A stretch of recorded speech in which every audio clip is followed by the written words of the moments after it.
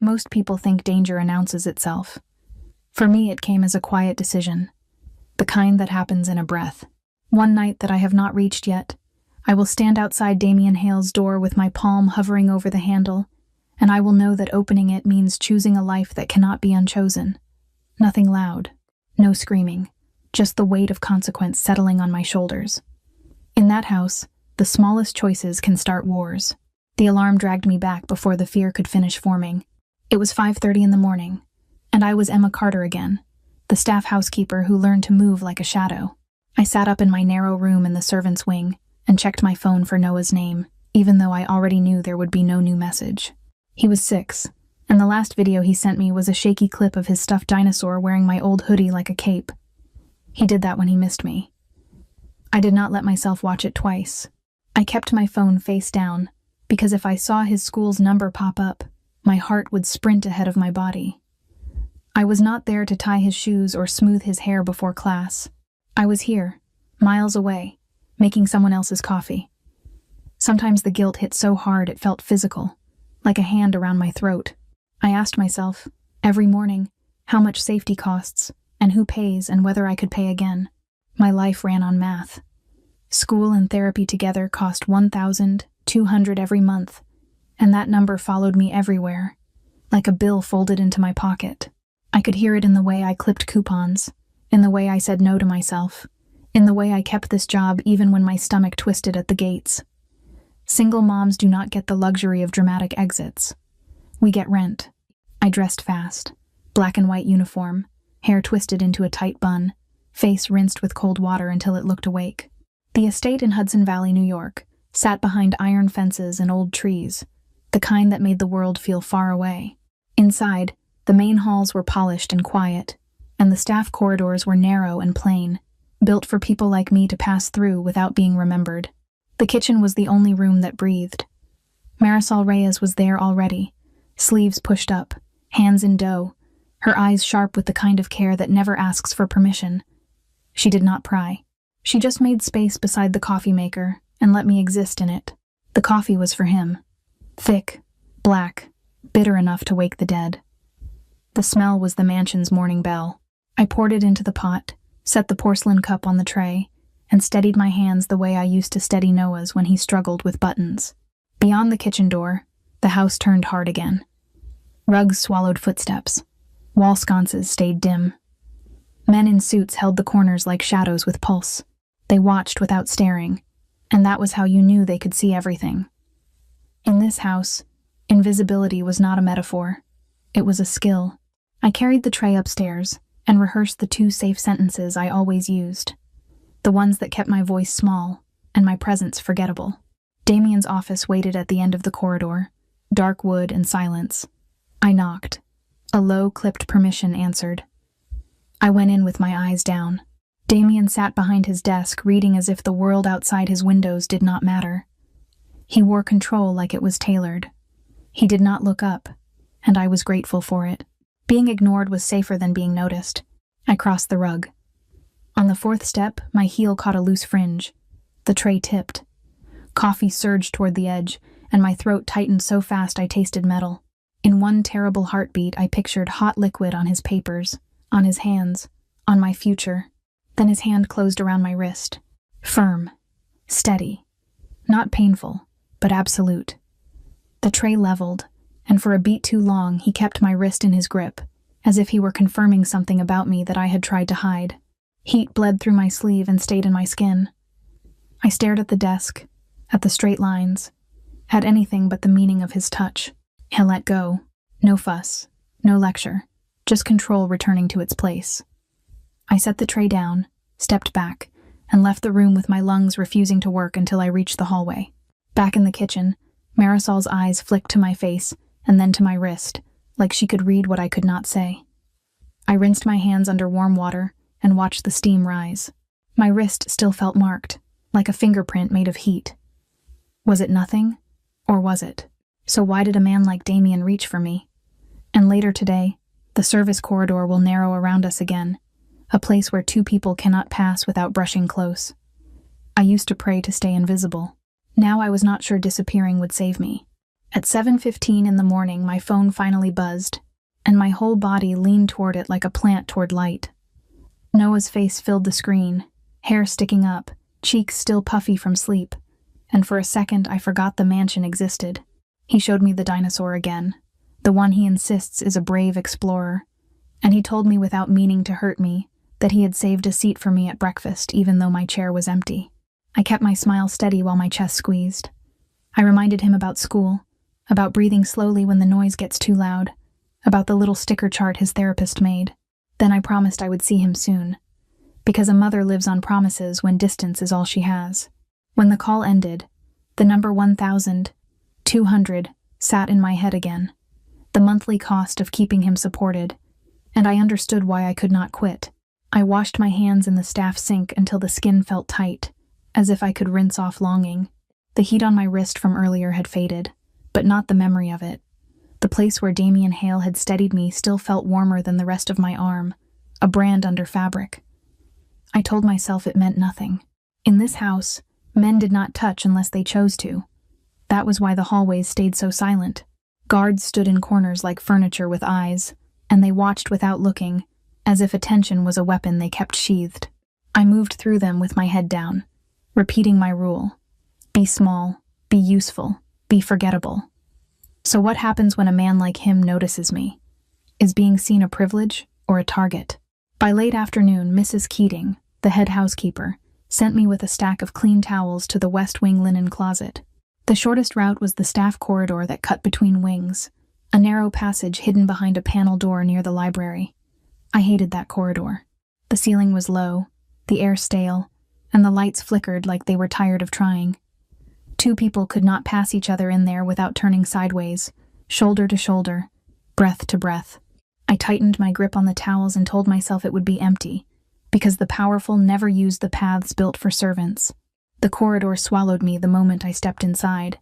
My shoes made almost no sound on the worn runner, and the towels pressed against my chest like a shield I did not believe in. Halfway through, the single sconce above the bend sputtered, dimming until the space felt underwater. That was when the air changed. A faint scent of soap and cold cologne slid into the passage before the footsteps did. I stopped at the corner and found him there, coming from the opposite end, too tall for the low ceiling, shoulders nearly brushing the walls. For one stunned beat, we just existed, trapped by architecture. If I backed up, I would have to retreat all the way out. If he advanced, there would be contact. My pulse thudded against the towels, loud enough that I wondered if he could hear it. He did not look at my face the way men look when they want to own the room. His gaze fixed on a spot above my shoulder, as if meeting my eyes would break a rule he was fighting to keep. The corridor was so tight that I could feel the heat of him without him touching me. A warmth carried on breath. I thought of Noah, of his 6-year-old hand in mine crossing a street, and the sentence I repeat like prayer tightened my throat. I do not get to be reckless. Noah needs me alive. So I turned my body sideways first, offering him the smallest possible space, my back brushing the wall. The towels shifted, and the fabric of my sleeve grazed his suit as he moved. It was nothing, and it was everything. His jaw flexed once, his fingers curled and uncurled at his side, like he was measuring how much control he had left. For a second I expected him to push past anyway, to let power do what power always does.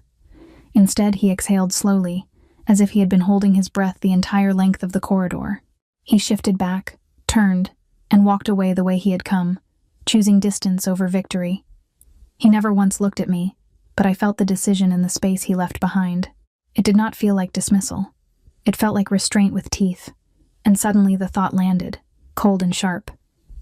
Maybe he was not avoiding me because I was nothing. Maybe he was avoiding me because I was becoming something he could not safely want. That night, the mansion's silence would change pitch. Engines would grind, men would run fast, and the house would breathe wrong. Next time he called for help, it would be blood. At 11:47 at night, the gravel outside my window stopped sounding like gravel and started sounding like warning. Engines came in too fast for a quiet estate, tires biting the drive, brakes complaining, doors slamming like fists. The mansion did not wake with lights. It woke with movement. I lay still, listening through the thin wall and the ventilation duct, the same way I listened for Noah's breathing when he was sick, counting pauses, praying the rhythm stayed normal. Footsteps rushed up the service stairs, uncoordinated, carrying weight. A voice snapped orders in a language I did not understand, and another answered, clipped and urgent. Then one English word traveled up the duct and settled in my stomach like ice. Doctor. I thought of Noah, 6 years old, asleep in my sister's apartment, and the terrible fairness of the world. If I died here, he would not understand why I did not come home. I stayed awake after that, staring at the ceiling, feeling the house breathe wrong above me. Every creak sounded deliberate. Every distant murmur sounded like a secret. When the intercom finally rang at 2:04 in the morning, my hand was already on the receiver. Mrs. Keating's voice was tight, stripped of manners, telling me to bring the big first aid kit upstairs now. No questions, no explanations, just now. The kit lived in a locked cabinet at the end of the staff corridor, the kind of cabinet that makes you feel small even before it opens. Only a few people carried the key. I borrowed it from its hiding place behind a kitchen clock, slid my robe on over my nightshirt, and lifted the kit down with both hands. It was heavy, expensive, and too prepared. This house anticipated blood the way other houses anticipated guests. Upstairs, the hall lights were dimmed, but the men were awake. A guard stood near the west wing, gaze sliding over me, over the kit, then away as if acknowledging me would create liability. Radio static whispered from somewhere unseen. The office door was open only a crack, enough for a thin line of warm light. Inside, Silas waited with his shoulders tense and his jaw set, guiding me toward the attached bathroom without touching my arm. Damian sat on the edge of a marble tub, shirtless, skin pale under the bathroom lamp, one side of him guarded by a towel pressed tight. The injury was a deep cut along his flank. Not spraying, not theatrical, just stubbornly open in a way that meant hours of pain if ignored. His face stayed calm, but the muscles in his hand flexed like he was holding himself together by force. He watched me set out gauze and antiseptic, with the focus of a man studying a threat. I had learned to stitch in the years before this job, in clinics that charged too much, and in nights when Noah fell and split his knee and I could not afford panic. My hands did not shake. I cleaned the edges, pressed gauze until the bleeding slowed, and threaded the needle. How many times had this kit been used? How many bodies had this house patched back together before breakfast? What kind of man refuses a hospital because the hospital would ask names? Damian did not flinch when I worked.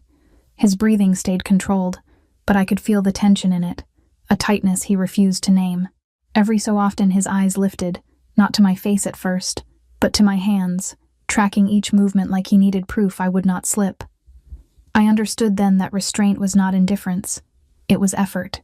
It was him keeping the room from exploding, and somehow, I was part of what he was containing. When the last stitch cinched closed, and I taped fresh dressing over it, I finally exhaled. My fingers started to ache in the delayed way they always did after crisis. I reached for the kit latch, ready to disappear back into my corridor, back into my rules. That was when Damian's hand closed around my wrist again, the same place as the morning coffee, but slower, intentional. His thumb rested over my pulse, and he looked directly at me, as if confirming I was real. In that look, I felt the shift, subtle but unmistakable, from employee to person. My throat tightened with the knowledge that being noticed changes the terms of survival. I pulled my wrist free gently, not defiant, just careful, and closed the kit. Outside the bathroom, the hall held its breath. I caught the scent of someone unfamiliar on the air, expensive perfume drifting in from downstairs, and I understood a new presence was coming, one that would test me in daylight, where I could not hide. I carried the kit back down the stairs, but the warmth of his grip stayed with me like a label. If he had to fight himself in the dark, what would happen when someone arrived smiling, dressed in red, ready to make me bleed without blood?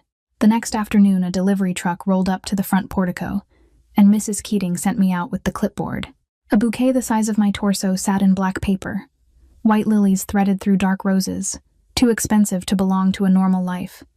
Before I could carry it inside, a low black sedan stopped on the gravel. The back door opened, and Vivian Cross stepped out in a crimson coat that caught the light like a warning flare. Her heels clicked once, and the porch felt smaller. She did not ask permission to climb the steps. She moved as if the house had been waiting for her. Perfume spilling ahead of her, lemon and amber, rich enough to make my head ache. A guard near the door straightened, not in greeting, but in recognition. Vivian's gaze slid over my uniform, my hands gripping the bouquet, then returned to my face with a smile that stayed only on her mouth.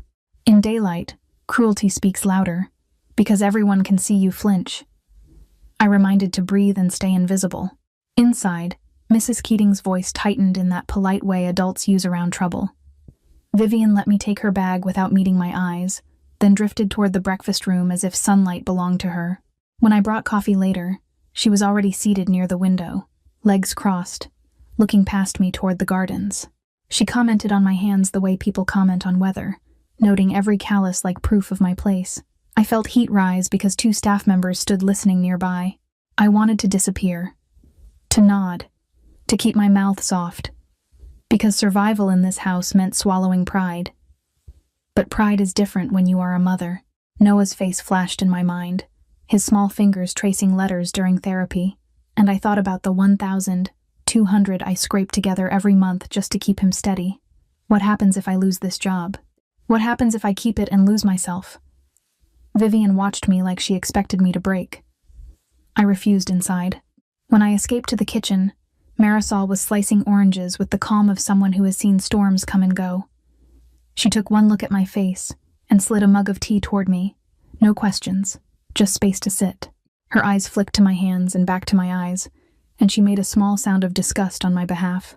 For a second I laughed, because her loyalty was warmth that did not cost me anything, not even my pride. Vivian's remark followed me as I folded napkins and polished silver. I remembered other rooms, smaller and meaner. The diner where I worked doubles after Noah was born. The laundromat where my hands stayed wet for hours. The landlord who spoke to me like I was a mistake. I learned early that people hear your job before they hear your name. When my marriage ended, I became a woman who carried groceries with one arm and a baby with the other, pretending it was normal. That afternoon, Vivian found me again in the sunlit sitting room, where guests lingered and pretended they were not watching staff work. She asked for water, then let her fingers brush the back of my hand as I set the glass down, a touch too familiar. Her smile sharpened when she noticed the faint scar on my knuckle. She implied, sweetly, that a woman with hands like mine should be grateful anyone lets her near fine things. The guard by the doorway did not move. I caught a flicker of recognition in Vivian's eyes when she glanced toward the West Wing hallway, the direction of Damian's office. It was not curiosity. It was ownership, practiced and hungry. She knew the rules of this world, the way names travel through men, the way women are measured by access. Why is she here now, right after his injury and the attack scare? What does she know about him that I do not? And what does she think she can take from me? Later, when I carried linens past the dining room, I saw extra place settings being arranged, silver aligned with precision. Men I did not recognize moved in and out of the hall with radios.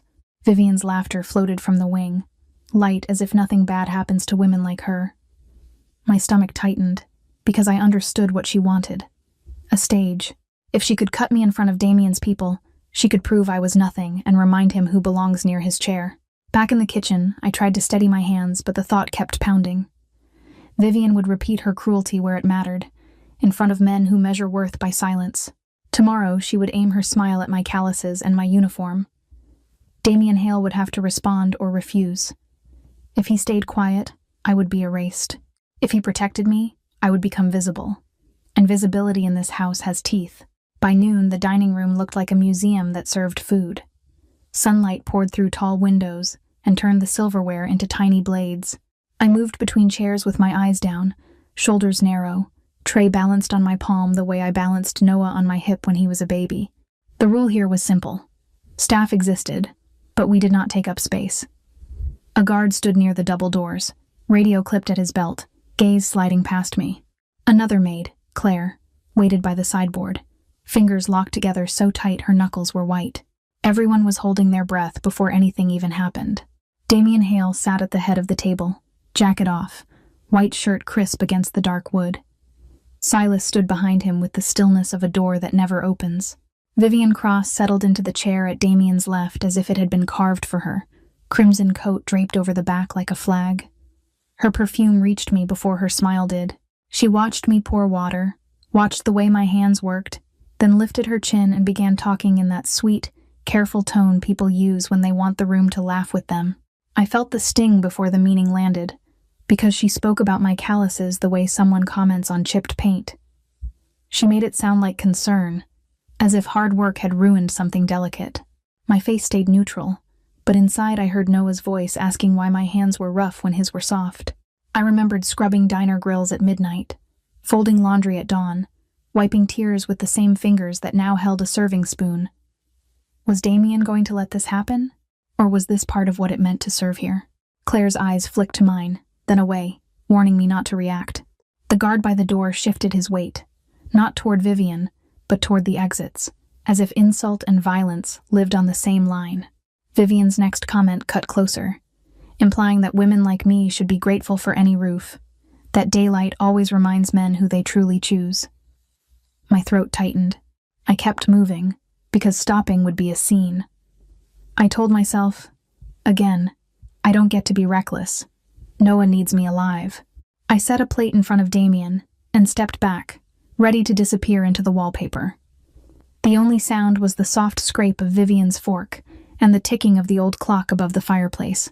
Then Damian placed his cutlery down, slow and exact, and the room went hollow. Silas straightened by a fraction, like a dog hearing a whistle. Vivian's smile froze, still painted on, but her eyes changed. Damian turned his head toward her with that cold calm I had seen in the hallway after his injury, and he spoke quietly, without looking at anyone else, as if the truth did not require volume.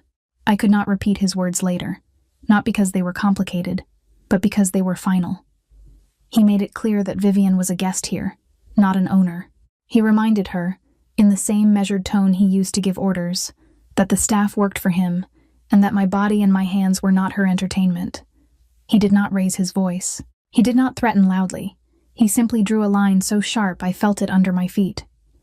Vivian tried to recover with a laugh, but the laugh sounded thin in the new silence.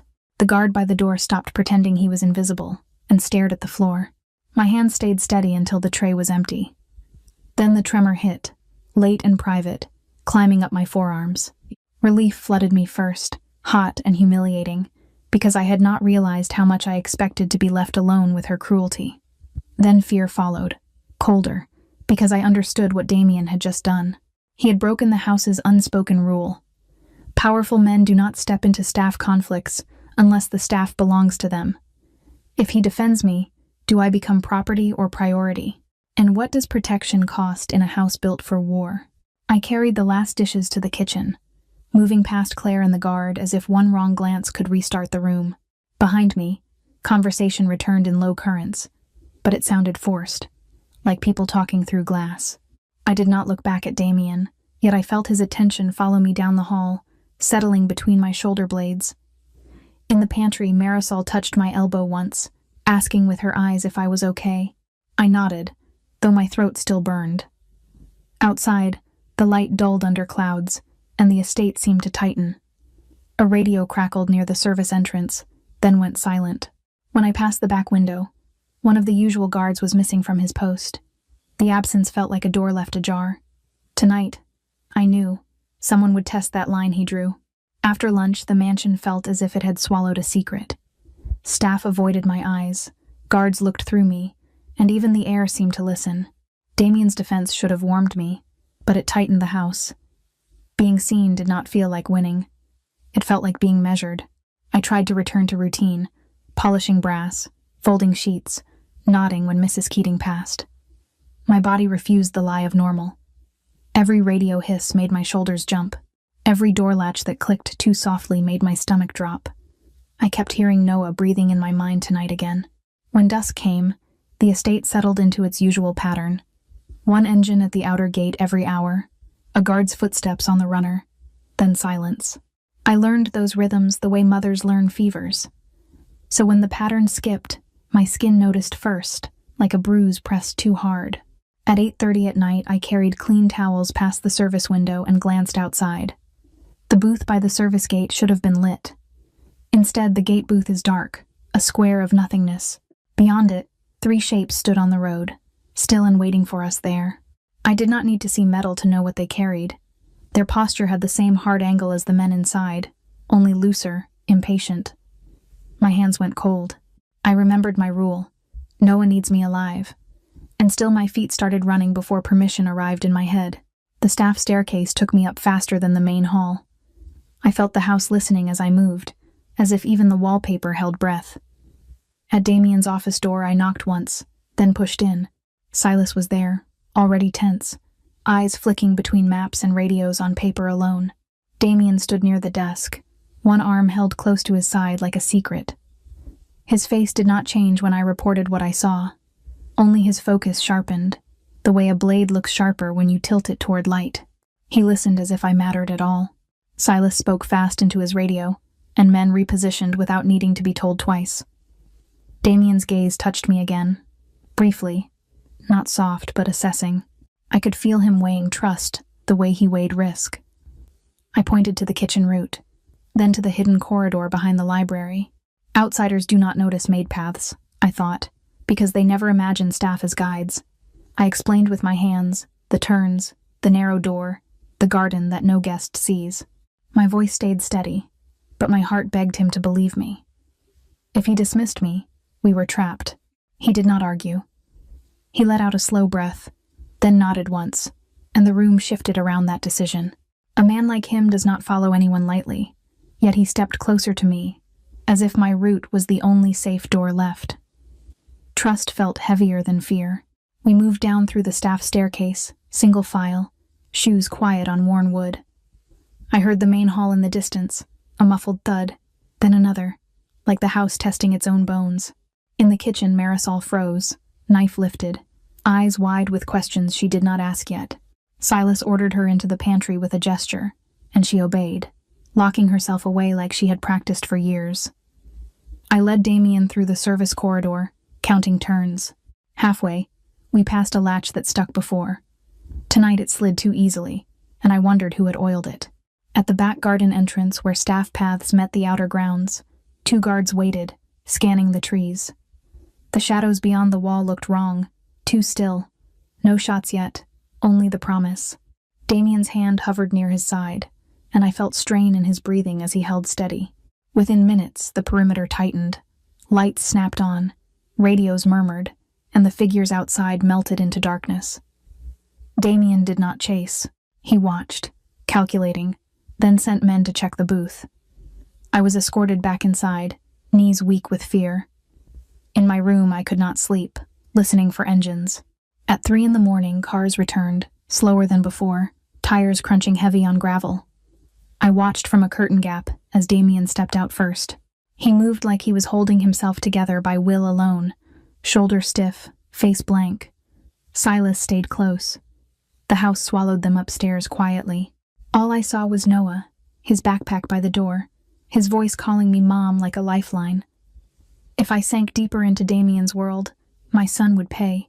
I lay awake and listened as the vent carried a swallowed sound from upstairs. Not a scream. Not pain. Something else. In my room, I tried to be invisible, the careful mother Noah needs. The vent carried the sound again, more breath than pain. I pictured Damian alone upstairs behind a door not fully shut. In this house, a cracked door is an invitation. My warning was only the first step. Something was wrong before I even left the servants' wing. The guard who usually stood near the west wing archway was gone, and the empty patch of corridor looked like a missing tooth. I should have turned around. I should have locked myself in my room and pretended I hadn't noticed anything. Then the ventilation duct carried that swallowed sound again, rough, tight, cut off, before it could become a groan. It sounded like a man refusing to let anyone hear him break. A tray, a glass of water, 2 towels, gauze, antiseptic. My hands moved with the same automatic focus I use when Noah wakes from a nightmare. Noah, 6 years old. All trust and soft edges flashed through my head, and my rule punched in time with my heartbeat. I can't be reckless. Noah needs me alive. Still, I climbed. The service stairs were darker than the grand ones, but they were mine. I knew where the runner lifted, where the wood complained, where a step squeaked if you hurried. At the top, the west wing corridor lay half-lit. The air smelled faintly of soap and metal, the kind of clean that hides what happened before it. Damian Hale's bedroom door was ahead, and it wasn't shut. A line of lamplight spilled onto the carpet, bright as a blade. I stopped with my palm hovering over the handle and felt my life split into two voices. One voice sounded like my mother, telling me to mind my place. The other sounded like Noah, reminding me that doing the right thing is sometimes the only way to sleep again. If I walk away, can I live with it? If I stay, what happens to my son? The light line didn't move. It waited. I pushed the door with my shoulder and stepped through. The room was warm with lamplight and too quiet, the kind of quiet that makes you hear your own blood. Damian sat on the edge of the bed, shirt open at the collar, one arm braced as if his bones needed permission to hold. The dressing at his side looked clean but tight, wrapped fast, hiding more than it showed. He wasn't helpless. He was contained. His eyes lifted to me, and I felt his control snap into place like a weapon sliding back into its holster. Whatever pain he'd allowed himself a minute before vanished behind ice. I set the tray down slowly, showing empty hands, and tried to keep my breathing quiet. Fear wasn't shameful. Fear meant I understood where I was. He watched me the way he watched the corridors, measuring distance, measuring risk, refusing to give an inch. And suddenly the corridor made sense. His refusal to look at me, the way he'd turned away instead of brushing past, the way he'd tried to fold me back into routine, it wasn't contempt. It was restraint. And restraint meant he was fighting himself. I didn't plead. I didn't flirt. I let the truth come out clean. I am not a problem you can solve by sending me away. I am a mother. I understand danger, and I still deserve the right to choose what I face. You don't get to decide I'm too clean to choose. You don't get to decide my courage belongs to you. The words landed between us, and I saw his jaw tighten, not with anger at me, but with anger at the situation that had put us here. The meaning of his answer came through the way his shoulders held rigid. Anyone near him becomes leverage. His enemies don't shoot him first. They shoot what he loves. And the idea of my son paying for his world made him look, for 1 second, like a man who couldn't breathe. My anger softened into understanding, and that frightened me more than the dark. Love is not control, I told myself. Love is trusting my choice, even when my choice is terrifying. I took 1 step closer. He didn't stop me, but his breath turned careful, like he was bracing for impact. My fingers brushed his wrist as I offered the towel, and his hand closed around mine for a brief second, not possessive, just desperate for steadiness. I wanted to run back to my small room and call Noah, and pretend this house was only a paycheck. Instead, I stepped fully inside, closed the door, and turned the lock. The click was loud in the hush. Not a trap, a decision. In the storm's eye, nothing dramatic happened. He let his head tip forward, close enough that I felt the heat of him without being pulled in. I sat in the chair beside the bed, leaving space, and offered calm like a blanket. I lifted my hand to the back of his neck, steadying him the way I steady Noah after nightmares. Damian stayed still, accepting the kindness like it was dangerous and necessary at the same time. Radio static snapped through the wall. A distant shout rose and cut off. A hard bang hit the downstairs hall, followed by another, sharper. The first unmistakable pop of violence arrived like a door kicked open. Damian lifted his head instantly, every muscle tightening. My blood turned cold. The estate was compromised. The shots were starting, and I was in his room, the door locked from the inside, with nowhere to be invisible anymore. The first pop downstairs sounded like a door slammed by God. Radio static hissed through the wall. Then a bang shook the hallway, and the soft lamplight in Damian's room turned useless. My body moved before my mind could organize fear. I stood, palms open, listening to the house change its sound from quiet luxury to emergency. Damian crossed the room in 2 strides and unlocked the door. He didn't rush like a scared man. He moved like a man who refuses to be hurried. In the corridor, shadows ran past the far end. Another pop answered the first, sharper, closer. Damian's shoulders tightened around an injury he wouldn't name. Smoke drifted up the stairwell, faint and bitter. Silas appeared without warning, eyes scanning, radio in his hand. He looked at me once, then back to Damian, then down the hall, as if the question was simple. Do we take the risk of moving with me in the line? How did they get this close? The thought hit like nausea. The booth had been dark. The timing had been perfect. Damian's hand closed around my wrist and pulled me into motion. Not gentle, not rough, just certain. We headed for the service stairs, and the corridor air turned colder with every step. My slippers slid on the runner and I corrected instantly, because my brain was razor sharp now, the way it gets when Noah is sick and I'm counting his breaths in the dark. The staff stairs were narrow and familiar. I knew which step complained, which corner stole light, which door stuck unless you lifted the handle first. We took them fast, and somewhere below glass shattered with a sound that made my teeth ring. I pictured Noah's face, 6 years old, waiting for me to come home, and the truth steadied me. If I go down here, Noah loses everything. We hit the kitchen like a gust, bright lights, the smell of bread, and fear that tasted metallic. Marisol froze near the counter, hands half raised, eyes wide. Silas guided her into the pantry, and she locked the door without asking why. The back entrance rattled from a distant impact. The radio on the wall spit-clipped noise that meant men were moving. I didn't become a fighter. I became a mother with a map. I pointed Damian toward the hidden service corridor behind the pantry, the maid's path no guest ever noticed because it was built for invisible people. We slipped into it single file. The walls pressed close. The light died after the first turn. Our footsteps turned soft on old linoleum. Behind us, another bang, closer now, shook dust from a ceiling seam. At the garden door, the latch resisted, then gave. Cold night air hit my face like water. Gravel crunched under our shoes as we stepped into the back vegetable garden. For a split second, the stars looked calm, and I hated them for it. A flash cut across the greenhouse glass to the right. Shapes moved low near its edge, too fast to be staff. Damian shoved me behind a low brick wall, his body between mine and open space. Brick dust burst near my elbow. A sharp sting flared along my forearm, hot and immediate. I pressed my arm to my side and forced myself to breathe in short pieces. The world narrowed to the next breath, the next inch of cover. I heard more loud cracks, and then a pocket of ringing quiet, like the house had inhaled.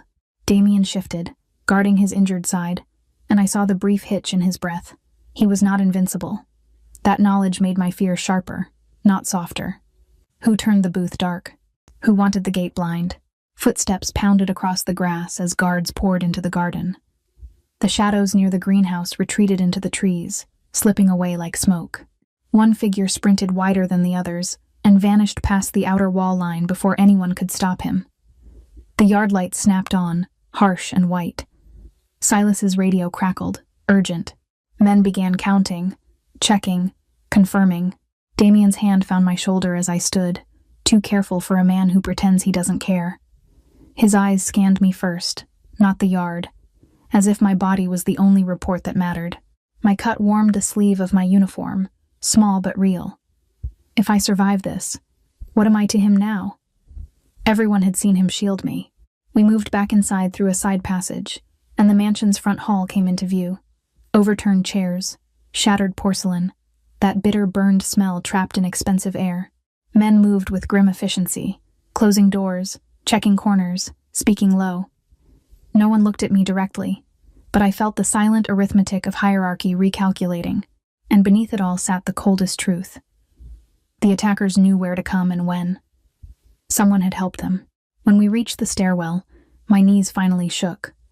I tasted smoke and realized the house would count bodies, then decide what to call me now. By the time the clocks in the main hall crept to 3 a.m, the mansion smelled like scorched dust trapped inside expensive air. The chandelier still shone, but its light fell on overturned chairs, a cracked vase, and a scatter of brick grit that no one had time to sweep yet. Men moved in tight patterns, radios whispering, boots soft on the rugs, as if the rugs could absorb guilt. I sat on the second stair with a clean towel pressed to the sting on my forearm.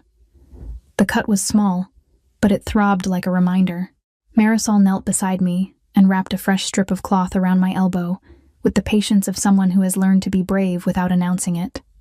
My hands did not start shaking until I finally stopped moving. Then the tremor came, slow and humiliating, like my body had waited for permission to feel. Across the hall, Silas counted men with a clipboard, eyes sharp, mouth set. Someone checked the locks on the front doors again, then again, because certainty was a luxury. Another guard spoke into his radio and listened longer than he talked. A runner carried a flashlight down the corridor toward the service gate, and when he came back, his face had that flat look that meant information was dangerous. No one said it out loud, but I felt it settle anyway. The gate booth had been dark because someone wanted it dark. I watched small cues the way I used to watch Noah when he played quietly after a hard day. A missing report. A glance exchanged and then cut off. A pause before an answer. The inside of my stomach turned cold. Who turned the booth dark? If the house understands, who else will understand? Damian appeared at the far end of the hall, shirt replaced, shoulder held stiff under clean fabric. He moved like pain was an inconvenience he refused to negotiate with. When he reached the base of the stairs, he did not stop for the men around him, and he did not look for permission. He simply held out his hand. I took it because my legs had forgotten how to stand alone. He pulled me up and into his chest, one arm firm across my back, careful of his injury but not careful of witnesses. His head lowered until his temple rested near my hair. He did not kiss me. He just stayed there, breathing once, twice, as if he needed to confirm I was real. The room froze. Radios went quiet. A guard's eyes dropped to the floor. Claire, the other maid, stared at the wall, molding like it had become fascinating. Even Silas turned his face away, not out of disrespect, but out of understanding. In that single hold, the house learned a new rule. I was not only staff anymore, I was something that belonged inside Damian's circle, and that truth would ripple through every hallway. Relief hit first, bright and painful. Then fear arrived behind it, heavier. If I mattered, I could be used. If I was visible, I could be targeted. Noah cannot afford me becoming a symbol in someone else's war. I pictured him waking in the morning and calling for me, and the thought squeezed my throat until I had to swallow hard to keep breathing. Damian released me and turned back to the mess, as if the hold had been a sentence delivered. Men resumed moving, faster now, covering broken glass, pushing furniture upright, wiping bloodless dust from polished wood. The mansion restored itself the way it always did, with ruthless efficiency. Yet the air stayed tense, wired, listening for the next crack. When the sun finally pushed gray light through the windows, the night felt unreal, like a fever dream. At 8 in the morning, footsteps clicked down the staircase with practiced confidence. Vivian appeared in the entry hall wearing her crimson coat again, but the mask had slipped. Her makeup was slightly smudged under one eye, and her smile looked rehearsed. She held a leather bag too tight, as if it could anchor her. She glanced toward me, then toward Damian, and I saw calculation fighting panic. She tried to stand tall, but her shoulders lifted like she expected a blow. Damian watched her the way he watched a door he knew was booby-trapped, calm and already prepared. I felt, with sick certainty, that he wasn't guessing anymore. He knew who had opened the gate, and he knew why. Behind Vivian, a guard carried the booth logbook, pages torn like someone had fled. I caught the phrase "service code" in a hissed exchange. My pulse spiked. This was evidence, and Damian's calm felt like a countdown starting. The next violence would not be gunfire. It would be words spoken softly, an ultimatum delivered without heat, and a consequence the entire house would pretend not to witness. I tightened the towel around my arm and waited, because whatever happened next would decide whether my place here was protection or a trap. By the time breakfast trays were cleared, the mansion had put itself back together the way it always did. Quietly, coldly, without apology. Broken porcelain was gone, rugs brushed, brass polished, and new guards stood where yesterday's men had stood. The only things that didn't reset were the looks. Staff glanced at me, then away. Radios stayed lower. Doors clicked twice. I felt the estate closing ranks like a fist, and I understood my new visibility wasn't comfort. It was a headline. Vivian Cross came down the staircase late, as if she expected the house to wait for her. The crimson coat was still there, but it no longer looked victorious. It looked defensive, like a curtain she could hide behind. Her lipstick was perfect. Her eyes weren't. A faint smear sat under one lash, and her smile kept slipping at the corners. She carried her leather bag too tight, knuckles whitening, and she didn't look at the damage in the hall. I was at the kitchen threshold with a stack of folded napkins, pretending I belonged to the ordinary world of plates and ovens. Marisol hovered nearby, silent, ready to pull me back if I stepped into trouble. Silas stood in the entry hall with two men, spaced like pillars. No one invited me forward, but no one sent me away either. That was the new rule. I was allowed to witness. Damian waited near the front doors, shoulders squared, face unreadable, the kind of calm that comes after decisions have already been made. He didn't raise his voice. He didn't pace. He simply watched Vivian approach, and the space around him seemed to harden.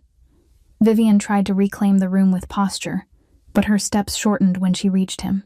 Her gaze searched for allies. None appeared. I learned the betrayal in fragments. The way you learn a storm is coming by the pressure in your ears. Damian held up the gate logbook, pages torn, and his stillness forced Vivian to fill the silence. Her fingers tightened on her bag strap. Her throat worked. I didn't hear a confession as much as I watched one collapse out of her. The service gate code, the timing, the booth light cut everything lined up. The gate went dark because someone wanted it dark. Damian's response was precise, almost administrative, and that was what made it terrifying. He had already arranged a car at the front drive, 3 nights at a Manhattan hotel, and a first-class flight out of the country. Vivian's eyes flickered when she realized he wasn't improvising. He was executing. He gave her 30 seconds to choose compliance over consequences. Mercy, in his world, was a door that closes fast. The house accepted the sentence without comment. Guards shifted to flank Vivian, not grabbing, just guiding, and everyone else found something else to look at. A maid adjusted a vase that didn't need adjusting. A guard studied the ceiling corner. Even Marisol's eyes stayed down, though I felt her fury beside me like heat. Exile here wasn't loud. It was ceremonial, like a curtain dropping at the end of a play. Relief hit me first, sharp and guilty. The bully was exposed, and part of me wanted to breathe again. Then fear followed, heavier than the towel on my arm. If Vivian could sell a gate code, anyone could. Trust was a currency here, and it got counterfeited. My mind jumped to Noah's lunchbox, the way he forgets his sweater, the soft, normal life waiting for me. I could not let this house swallow him too. Vivian paused at the doorway, crimson coat flashing once as she turned her head. Her eyes met mine for a heartbeat, and in that heartbeat I felt a warning without words, a promise that she could still reach into my life if she wanted. Her smile returned, smaller, colder, and then she walked out to the waiting car. The door shut, and the sound landed in my chest like a lock clicking. After she left, the mansion's noise didn't return to normal. It turned intimate. Footsteps softened, radios lowered. Even the air felt heavier, as if it was holding a secret just for me. Damian's gaze shifted from the doors to the kitchen threshold, to me. Not ownership attention. Silas moved away, giving space I didn't ask for. Damian angled his head toward the staircase, and I understood I was being called upstairs, alone, to hear what he had decided about us, and about my choice. I wiped my palm on my apron and glanced at Marisol. She didn't speak, but her eyes said, "Stay alive," the same message she'd been sending since the first night I carried that kit upstairs. I nodded once and stepped out of the kitchen. The hall smelled cleaner, but the danger felt closer, because it had a face now and it had stood in a crimson coat. Removing Vivian didn't remove the threat. It proved it could come from inside. I took the first step, then the next, forcing my breath steady as I went to meet him. After Vivian's car disappeared beyond the trees, the house went quiet in a different way. Not the quiet after violence, when everyone listens for the next crack, but the quiet before truth, when even footsteps feel like questions. Silas guided me up the back stairs to Damian's smaller office, and every step made my cut throb under its bandage. I kept thinking about Noah, 6 years old, eating cereal at my sister's table, unaware that his mother had almost been a headline. I wondered what Damian had decided about me, and what he would decide for me before I breathed. The office smelled of black coffee and paper, stripped of decoration the way his face was stripped of excuses. Damian stood by the window, shoulder held stiff, and laid out what he had prepared: a plane ticket under a false name, an apartment deposit, and an envelope with $5,000 meant to start over. He had planned to move me far from Hudson Valley, far from his enemies, far from any rumor that could touch Noah. The care in that plan hit me first as relief, then as anger, because protection offered without consent is still a cage around my choices. My life does not belong only to me. It belongs to the small boy who needs therapy appointments, steady routines, and a mother who comes home. Every month I count 1,200 twice, once for bills and once for fear, because losing control is expensive. I told Damian I understood why he wanted distance, but I would not accept a future chosen like a punishment. Was his protection another form of ownership? Could a man like him love without taking? I felt my spine straighten as I set my boundary. No one sends me away without my yes, not even him. He listened, and the silence between us changed shape. I could see the moment he stopped treating choice as a luxury and started treating it as survival. He remembered me leading him through the service corridor, remembered that I did not freeze when the garden flashed, remembered that I kept moving because a child was waiting for me. His eyes softened in a way that felt dangerous, as if he was admitting he had been wrong about my fragility. In his world, love meant locking doors. In mine, love meant trusting hands. He was learning my language without trying to. When he stepped closer, he moved carefully, as if the space between us could shatter. He didn't beg. He didn't command.